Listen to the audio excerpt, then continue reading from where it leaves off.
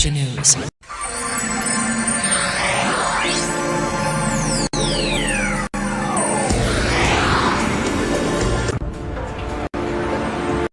Modern Malaysia, a diverse, multiracial society that has made great strides since its independence. But go back just a few decades and a very different picture emerges.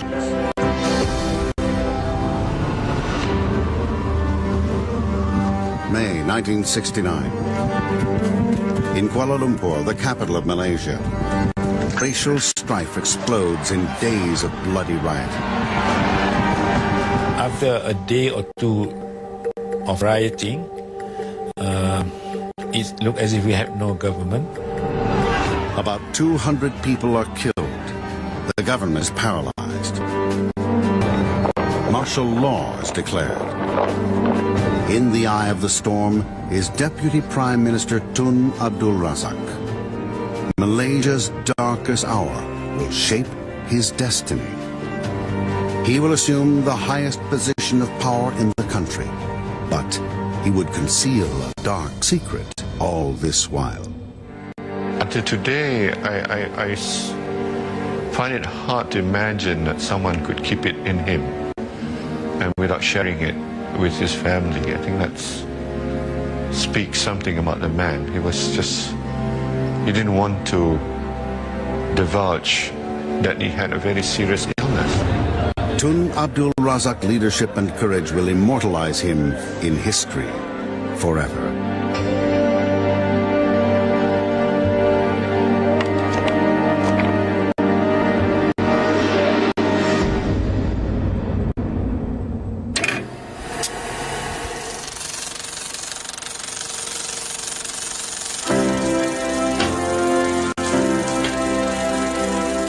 Tun Abdul Razak has been the backroom boy of Malaysian politics, working in the shadow of charismatic Prime Minister Tunku Abdul Rahman. For many, Tun Razak remains an enigma, wrapped in a mystery. I felt that he's almost like royalty to me.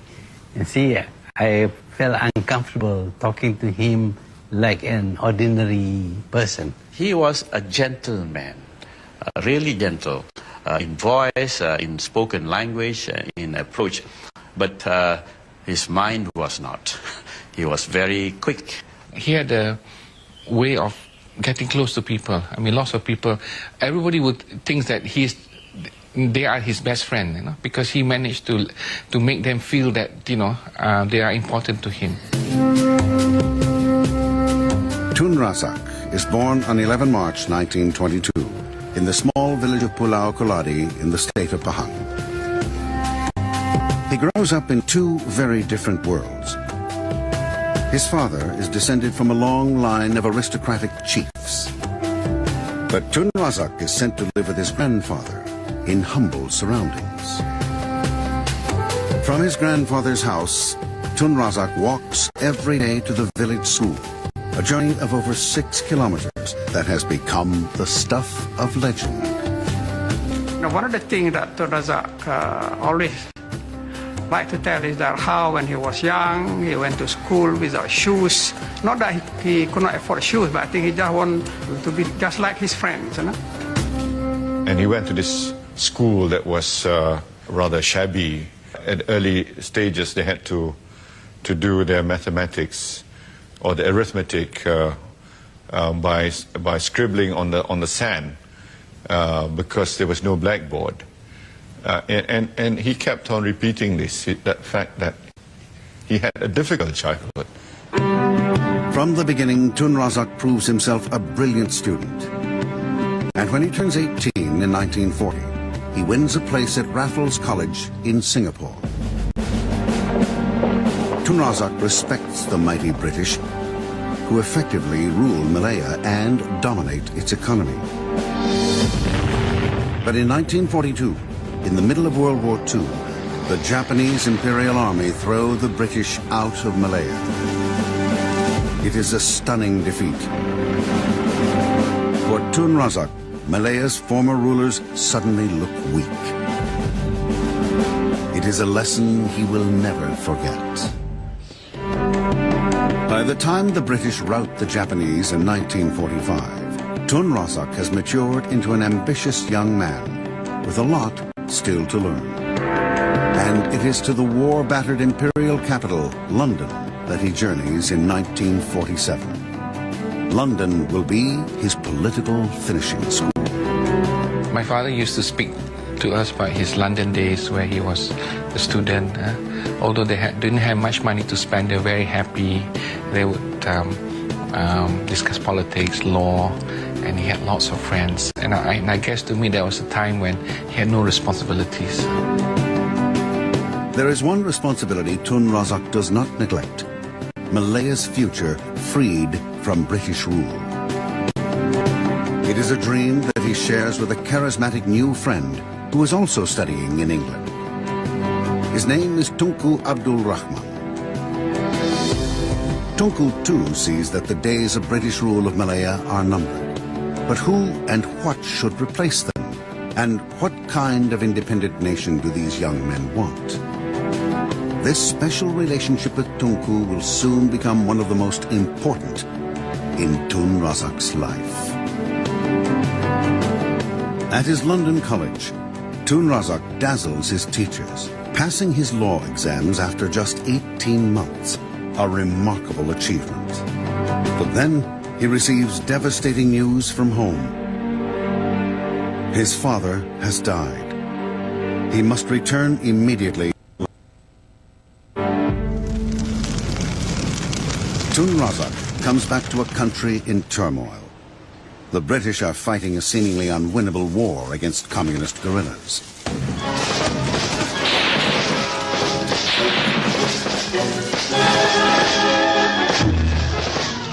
And a new nationalist movement has found its voice at last. UMNO, the United Malay National Organization, led by Datuk On bin Jaafar.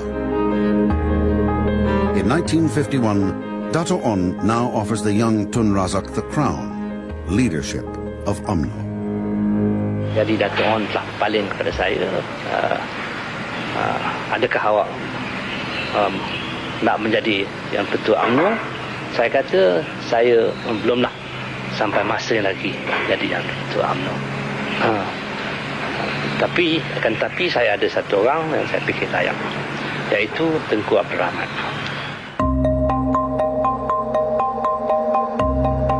Tun Razak's decision baffles some of his friends. Few ambitious politicians turn down offers of power. Why did Tun Razak? I think he realized that we need a leader of some age.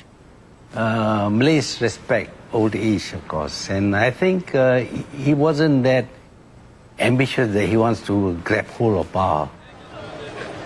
Tun Razak's decision is a calculated risk. Will his faith in his older friend pay off, both for himself and for the future of Malaya? In the meantime, this quiet young man has found love. Razak's close friend, Taib Andak, introduces Razak to his daughter's schoolmate. Her name is Raha, and she comes from a noble family from Johor. When my father came to fetch me in his car, and there was this man with him.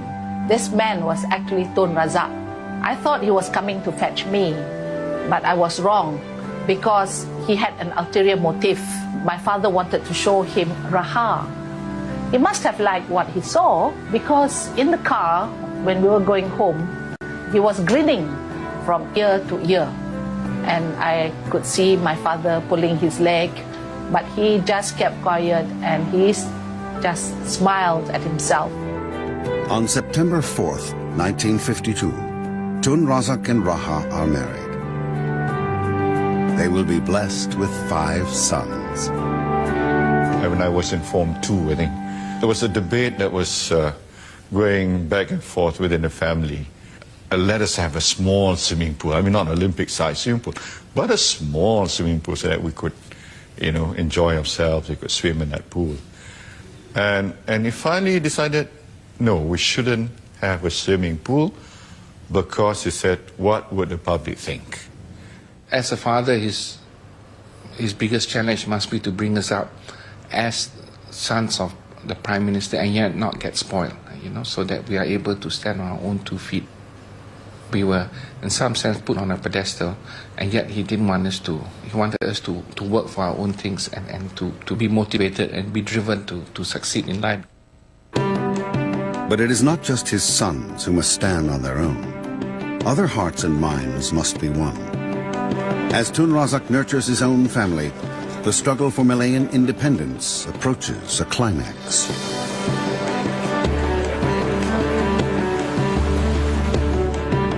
In 1956, Tun Razak returns to London. Now he is coming back as Tunku's right-hand man. The close friends in London hold decisive talks with the British government to negotiate for the independence of Malaya. After days of negotiating, the British finally agree to grant Malaya independence. The two men return to Malaya as heroes. Their cause has been won. On August 31st, 1957, Tunku proudly proclaims Merdeka, independence. Merdeka! Merdeka! Tunku Abdul Rahman is elected Malaya's first Prime Minister and the devoted Tun Razak chosen as his deputy. Now this political friendship, forged years before, will be tested to the limit. Malaya, at the dawn of independence in 1957. Tunku Abdul Rahman, Malaya's Prime Minister, along with his deputy Tun Abdul Razak, is tasked with leading the newly independent nation. Razak is appointed minister in charge of rural development, one of the toughest portfolios in the new government. His mission? To transform Malaya into a modern nation. You must remember, he might have been a son of a major chief of Pahang, but he lived in a kampung. He was surrounded by fully aware when the British left in 1957, there was imbalance in the economy, and especially in the rural areas. The rural areas of this country was almost completely neglected, and that was where the poor lived, the uneducated lived, the underprivileged lived. Tun Razak realizes that there is only one effective course of action. He declares war on poverty. And if Tun Razak is fighting a war, he must find a way to direct his forces. He will soon prove himself a master commander.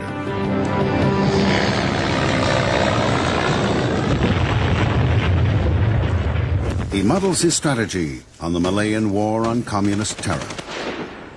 It was a war operation in order to ensure that we would know how the enemy moved. They had to be monitored and traced. And these were done in what was known as the Emergency Operations Room. Razak establishes new operations rooms in strategic locations all over Malaya. They will become the nerve centers of his Kampong campaign. But Tun Razak is no armchair general. He makes time to visit the rural front lines. From the start, the minister insists on a punishing schedule. He was never tired. He traveled the length and breadth of the country. He would visit the districts to begin with, and at that time I think there were something like 60 or 70 districts, imagine that, and he would go to each and every one of them. He would cycle in the kampong, he would row the boat in the little lakes and the waterways. He actually led the community by his own action. It is the rural development of the country that could be stamped to be his and his alone. Tun Razak's popularity owes much to a subtle mastery of political theater. He knows the people of the kampongs and that they do not value ostentatious display. So he develops a style that he knows will win over his people. Tun Razak's trademark, I think, is his blue jacket and the walking stick. I think it's first simple to wear, and I think he wants the people to think that he is part of them, because kampung people use very simple dress. He like to show that, he is not above everybody. The bush jacket and the walking stick become Tun Razak's signature. Tun Razak owes a lot to his own humble village school, but he knows many kampongs have no schools, and without schools, village hearts and minds will remain trapped in the past. His education report wanted to have a school in each kampong, in each village. It was a very ambitious plan at that time. Tun Razak has a vision, but his ambitious plan will take time to work. In Kuala Lumpur, the capital, tensions between Malaysia's different races are becoming strained. Some Malays feel that independence has yet to deliver all they had been promised. The Malays have often asked, what do we get after gaining independence? Tun Razak will have to confront his biggest challenge yet. These simmering tensions begin to heat up when elections are called in early 1969. As the first results are announced, it is clear that Tunku Abdul Rahman's ruling alliance party has lost scores of seats in vital states. I could see Tun Razak was very upset about it, because I think it was unexpected to him. He must have sensed that things are turn out not going to be as good as many people thought. In Kuala Lumpur, even more serious trouble is brewing. In the elections, the Chinese opposition parties have made a huge leap forward, and many Malays are afraid. On May 12th, some supporters of the Chinese opposition party provocatively celebrate their triumph by marching through Kampung Baru, a predominantly Malay area in the heart of Kuala Lumpur. They, it is alleged, shout racial slogans. The fuse has been lit. And they were celebrating already here, going around to Kampung Baru saying that the Malays go back to your villages. We have taken over. Boy, this infuriated the Malays. In Kuala Lumpur, the rising tension is palpable. May 13th, 1969, Tun Razak gets an urgent call from Harun Idris, the chief minister of Selangor, who lived in Kampung Baru. He said, look, Tun, the Malays are very, very angry because they have the people, Malays in the Gombak and Kepong area and all that. And the Malays wanted to demonstrate also, to stage a counter demonstration. And Tun Razak told Harun, look, you tell the Malays, go back. But it is too little, too late. There were already thousands of Malays in Kampung Baru. And the next thing, unplanned by anybody, the rumors are that more Malays have been killed. And then, lost control.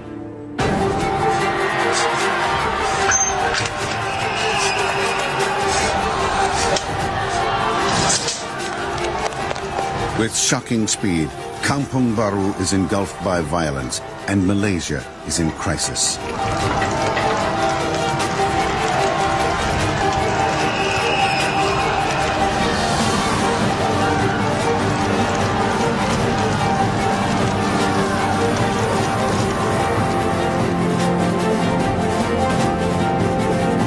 Taken by surprise, Prime Minister Tunku Abdul Rahman sets up a National Operations Council to replace the government.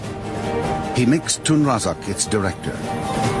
Razak is effectively in charge of diffusing the crisis. It will be a supreme test and the making of a leader. On 15 May, he calls some of his key advisors to a meeting to try to end the crisis. The mood is tense. I feel a bit scared, that the thing might turn out. Why should I come to KL with a pistol loaded, which is unnecessary actually. Some call for even more drastic action. It's a very hot meeting. The army generals were voicing their anger. In this volatile atmosphere, Tun Razak becomes the calm center in the eye of the storm. He was very calm, and I think that gives confidence to everybody. Because he knew, I think, that as far as concerned, everybody has a role to play in this country. Showing great courage, Tun Razak visits Kampong Baru, the epicenter of the catastrophe. We went to Kampong Baru, we see all these car burns on the road, and military all over the place. And the shop near Kampong Baru were burned, The Malay were in very angry mood. Somehow, but Tun Razak is very calm. He was very calm. He handled well. I see nothing happened. I don't know what is inside, but you can see the way he handled it very well. When Tunku, the Prime Minister, made Razak National Operations Council Director, Tunku effectively gave Razak more power to act than himself. The fate of the nation now lies in Razak's hands. He was ruling the country as it were like a dictator. He had absolute power. Even the Prime Minister, Tunku Abdul Razak at that time didn't have power. But the Prime Minister was there. But all legislation originated from him. 2 days after the riots, with no end in sight, the king declares a state of emergency and suspends parliament. For the first time since independence, Malaysia's elected government ceases to rule. After a day or two of rioting, it looked as if we had no government. Tun Razak now shows a tougher side. He takes immediate and resolute action, risking ramping up tensions even more. Well, we went for major arrests of people who had contributed to the problems and people we knew were trying to exploit, like the secret societies, Malay extremists. And so we set up a special detention center for them on Pulau Rejak, Penang. So thousands were sent there. That removed the troublemakers. Tun Razak orders strict curfews to keep troublemakers off the streets. Now, Kuala Lumpur is in lockdown. There are food shortages, restrictions, new rules. And then Tun Razak clamps down on the press. Any attempt to provoke more violence will be severely punished. Cut off the ability to make the kind of expressions that cause people to be at each other's throats, you see. Razak knows he must tread with care. So it was important for him to make sure that the police and the military were in command of the situation. But always mindful that we are dealing with our own people. But the old Tun Razak, who listens and learns from others, is still there, ready whenever he is needed. He sets up a national consultative council to tap into different points of view. You won't believe it. A Buddhist association, inter-religious faith association, the Boy Scouts, the Girl Guides, the Parent Teachers Association, they were all invited. The opposition were invited. The new council is not just a talking shop. Very hard-hitting arguments took place behind closed doors. Thanks to Tun Razak's decisive action, calm returns. Many believe that the crisis is over. But then new tensions bubble to the surface, and they focus on his old friend Tunku Abdul Rahman, the father of independence. The crisis has led some to question Tunku's right to continue as Prime Minister. Then I wrote to him, I think in language that is not very nice really, to make it clear to him that he was wrong in his assessment of what is happening in the country. Caught in the middle of this will be Tun Razak.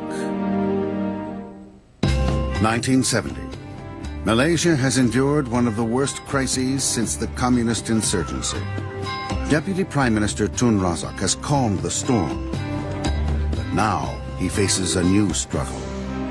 The racial riots have led many to question Prime Minister Tunku Abdul Rahman's leadership. Brash new voices begin to be heard, criticizing Tunku for being out of touch. Then I wrote him, I think in language that is not very nice really, to make it clear to him that he was wrong in his assessment of what is happening in the country. That people feel although he had fought for independence, that they feel that he didn't really work for the people. I feel I must tell Tunku that what he thinks and what is happening on the ground are two different things. For Mahathir, a choice has to be made. Tunku or Tun Razak? In the view of the Malays in UMNO, Tunku has lost touch with what is the feeling generally on the ground, whereas Tun Razak is much more aware. Others now turn against Tunku. You became the father of independence. You live off that reputation, and nobody would ever point out to you that you are doing wrong. And there came one or two other person who said, you've got a pimple in your face. And he would look at the mirror or ask his friend, do I have? No, you don't, Tunku. You look so well, look at you. Then he'll turn around to the fellow who says, you got a pimple? You're talking nonsense, get out of the way. Tunku is enraged. He expels both Mahathir and Musa from the party. But the attacks don't let up. And caught in the middle is Tun Razak. He knew that Tunku Abdul Rahman was unpopular. At the same time, he knew that he was the deputy who had to tolerate the Prime Minister who was not popular, yet he would not want to push the then Prime Minister out in a forceful way, as we demanded. Tun Razak acted forcefully against the rioters. But Tunku is an old friend and the man who led Malaya to independence. It is an agonizing dilemma, both personally and politically. Razak would take hours even to explain to me why we had to be patient. We had to do it methodically, slowly. He's going, he said, don't worry. We must put everything in order. We must get things to be back to normal. Then he will go. Tunku Brahman he is a man who thinks about policies and ideas about where to go, what to do, when to achieve independence, etc. But the actual groundwork is done by Tun Abdul Razak. And Tunku, being a proud man, saw that he's welcome. He is no longer welcome by the Malays and his party.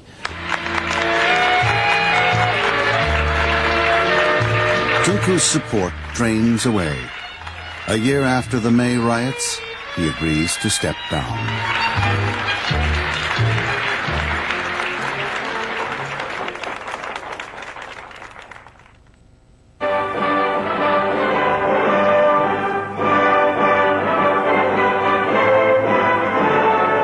For Tun Razak, Tunku's decision opens the door to power.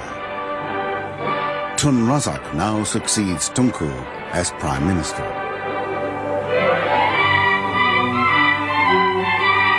It is an astonishing feat for the boy who went barefoot to school.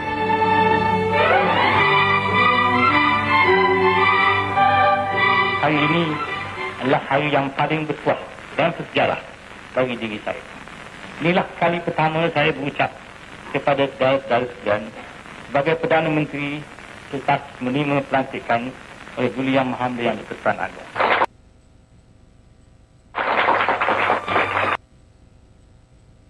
But his success is bittersweet. He will lead the nation, but without his old friend at his side. Inevitably, there is gossip that Tun Razak had engineered Tunku's fall. Talks were abound suggesting that it was Tun Razak who conspired to oust Tunku. I think he felt disappointed with Tun Razak because he trusted Tun Razak fully as his deputy.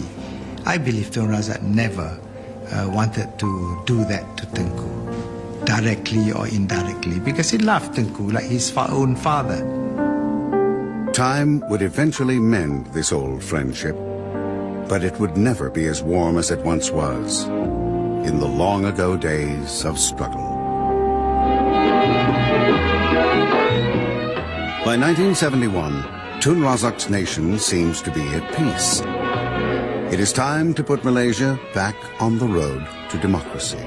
After a year, he gave it up because he said, we can't go on like this. We are not authoritarian thing. And we went back to democracy because the power to him, the source of power is from the people. With democracy restored, it is a time for reconciliation. Razak welcomes back Mahathir and Musa Hitam into UMNO, reuniting the party. He goes even further. He invites opposition parties to join his broad coalition under the banner of the Barisan Nasional, the National Front. He launches a new war, the new economic policy, the NEP. Pelancaran dasar ekonomi baru seperti kita maklum adalah tindakan tegas untuk menjaminkan masa hadapan. It remains one of his most controversial legacies. His goal for the NEP is to cure the cause of dissent, the unequal distribution of wealth among Malaysians. It is seen as a radical solution. We'll try to restructure the society so that all the economic imbalances will be corrected in due course. But there is a problem, and it would haunt Tun Razak's years in power. Tun Razak hopes the NEP will help the poor rise to the same level as the average citizen, thus reducing inequality. But since most of Malaysia's poorest people at this time are the Malays in the rural areas, to some critics, Tun Razak's NEP inevitably looks like it favors the Malays. When it was launched, the non-Malays had some disquiet for fear that their economic position and interests will be jeopardized or adversely affected. But Tun Razak insists that he wants equality, not racial preferment. Tun Razak did in fact announce that in the implementation of NEP, nobody should feel a sense of deprivation, call it, a sense of loss of job or opportunity. There would be no question, as Tun Razak said, the robbing of Peter to pay Paul. Many of Tun Razak's supporters point out that the creation of the NEP was broadly agreed. It was debated in the National Goodwill Council during the National Operations Council days after the May 30, 1969 incident. And it was debated seriously by all those who were assembled in Parliament House. And they're drawn from all political parties, from all walks of life, and from all racial groups. Regardless, some Malaysians begin to have doubts about him. He told me basically that maybe some Chinese had misunderstood him, even to the extent that he was not only not friendly to the Chinese, but a little bit of anti-Chinese. Despite the mixed response to the NEP, Razak's decisive action after the riots laid the foundation for Malaysia to move forward peacefully. By the beginning of the 1970s, Malaysians are working together towards building their nation. But many still fear the influence of the communists. The Malayan communists were still very active here, and of course the Malays were not very happy with the communists, because some of them have suffered as a result of which as they've been illustrated. Thousands of Malaysians have been killed by the communists at that time. Like his old friend Tunku Abdul Rahman, Tun Razak realizes that it is vital to snuff out that lurking threat. But he decides on a radical, but for him, characteristic, new strategy. He will attempt to defuse the communist threat through negotiation.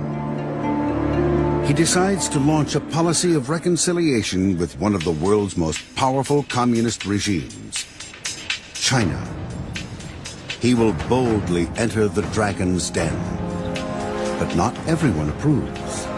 Some Malays did not support Tun Razak over the China of their experience with the.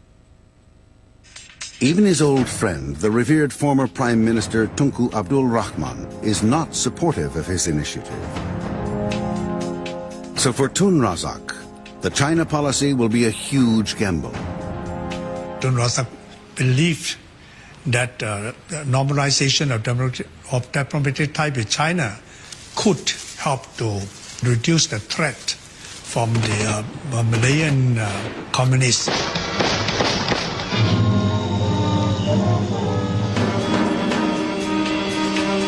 On May 28, 1974, Tun Razak and his entourage fly out of Malaysia, heading for Beijing. While they land in Beijing, nobody knows if this gamble will pay off. As he steps from his plane, he hopes that he is not making a terrible mistake. But it seems that the dragon is pleased to see him.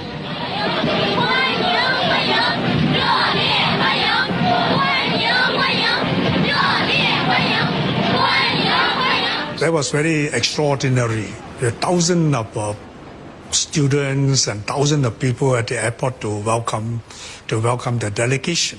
We felt that the Chinese government was very friendly, the people was also very friendly.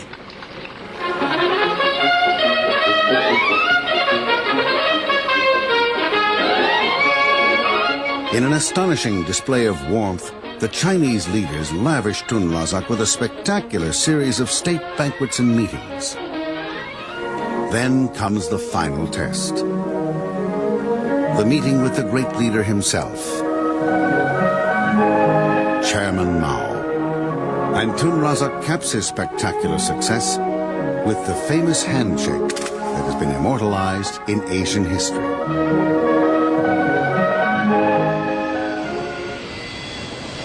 Back in Malaysia, Tun Razak has no idea what to expect. But he is amazed by the reception. Sebaik-baik sahaja Perdana Menteri keluar dari kapal terbang, tepuk sorak bergema dari mereka yang menunggu.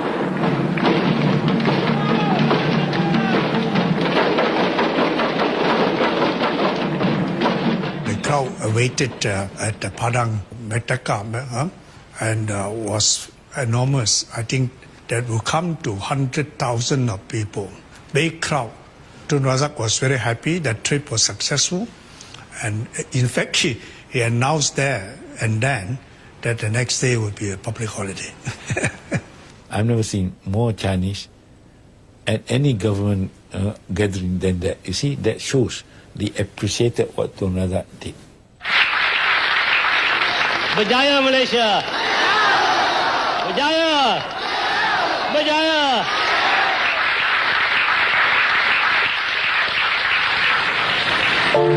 As Tun Razak has hoped all along, success in China translates into reconciliation at home. The Prime Minister's Chinese success will soon be put to the test of public opinion. In 1974, he calls a general election, the first since May 1969. But will his diplomatic feat translate into votes? His China gamble pays off. Tun Razak's party, the Barisan Nasional, sweeps the board. Tun Razak managed to kill two birds with one stone. He reunited the Malays who were disenchanted with Tengku. He regained the confidence of Chinese who were a bit apprehensive about him. For Tun Razak, the election is a resounding success. But as he basks in the glory, Tun Razak is uncertain if he'll have much time left to build on his achievement. For he is fighting a greater battle, one that he has been concealing for the longest time. But to a few very close friends, he discloses private fears and terrors. Tun Abdul Razak suffered from dreams, and he liked to interpret his dreams. He dreamt mostly about unpleasant things happening. What haunts his dreams is his own mortality. He was worried, but he could be killed. I don't think many people knew that Tun had this fear of being killed on duty, you know. Tun Razak tells his confidants that he fears an assassin, but there is an internal enemy that is showing signs of overcoming him. He was not sleeping well, and he used to ring me up in the night to say that his gums were bleeding again. Dr. Mahathir, one day called me from Alustar, said, Dola, do you notice I'm a doctor, I think something wrong with your boss. Tun Razak has a secret, something that he has known since 1969. A secret that he has concealed from his closest friends and family. Tun Razak is dying. Tun Razak, the boy who went to school barefoot, has reached the height of power as the second Prime Minister of Malaysia. He is determined to lead his new nation, Malaysia, into a glittering future. But it is a future he will not see. I suspect something only, I think, when 1975, when I went to his office, and then I saw a lot of spots on his arms. So I told him, Tun, you had a lot of spots on your arms. No, he told me, Sherman, I play a lot of golf, you know, you expose yourself to the sun, you know. In 1969, Tun Razak was diagnosed with leukemia. Since then, he was rumored to be receiving secret treatment, either in Kuala Lumpur or in London. For years, the cancer was at bay. But in 1975, the disease reaches a terminal stage, and it is impossible to hide the symptoms any longer. He was becoming thinner and thinner and grayer. In December, a sudden deterioration forces Tun Razak to travel again to London. He tells his friends and family that he is taking a holiday. But Tun Razak will not return to Malaysia alive. When he arrived at the airport, he looked a bit thin and pale. We went straight to the hospital. We didn't even stop by the hotel to check in. So that was surprising. Johari begins to realize that something is wrong. Then we started getting concerned. I think after New Year, the doctors called my mother and myself in to explain to us what was happening. Tun Razak's English doctor finally tells them the truth.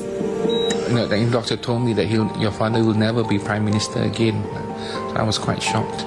Then I asked, how long do you think he will live? I actually said, how many more years? He says, I'm not talking about years. He said, I'm just talking about days and weeks. The doctors advised Tun Razak to return home to Malaysia. There is nothing more they can do. But Tun Razak refuses. He does not want his people to see him in this state. He says, I'm a leader. I cannot, if I cannot come back and greet my people, I won't come back, you know. The end comes all too quickly. One evening, Johari calls his brother in Kuala Lumpur, urging him to fly to London. But just as he puts down the phone, a call comes from the hospital. When I went back to London Clinic, I walked in the room and saw my father had already passed away. My brothers were there and my mum were there in tears. I was very, very upset and realized that it was the end of an era, not just for the country, for the family. I would have a father, the country wouldn't have him as a leader. It is 14 January 1976. Tun Razak was just 53 years old. Until today, I find it hard to imagine that someone could keep it in him didn't really tell us the truth because he didn't want us, I guess he didn't want us to worry about him. And he was a very secretive person. He didn't want, the country to worry about him, or the country's stability to be affected by the fact that the leader is enduring or suffering from a very serious illness. His body is taken as custom dictates to a mosque in London for prayers. Then he is flown back to Malaysia for the last time. Now, Malaysia is in mourning. It was quite a sad flight because we had the body and the coffin on the flight itself, at the back. And we were sitting in front of the whole 13-hour flight. So it was quite an experience.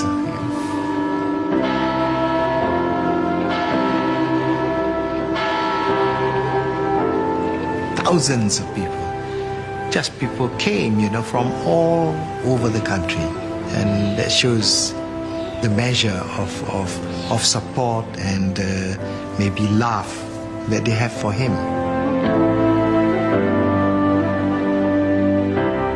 On 16 January 1976, Tun Razak is laid to rest in the Heroes' Mausoleum. The multiracial crowd you could see during his funeral was just amazing. This was the true Malaysia.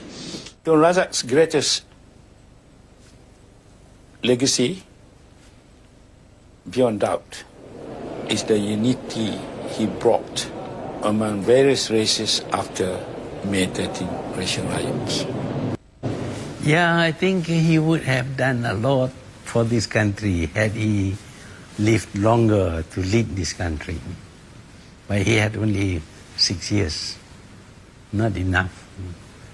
But he left something that can be built on. I have a sense of pride that knowing my father passed away in the service of the nation.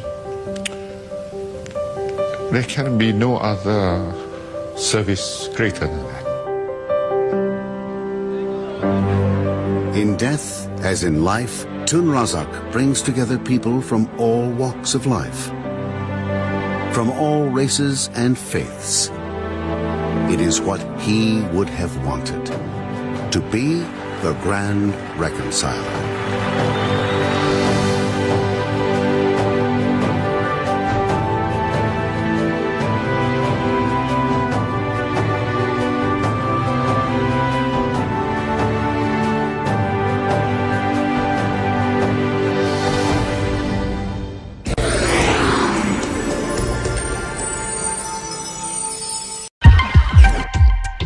Malaysia News.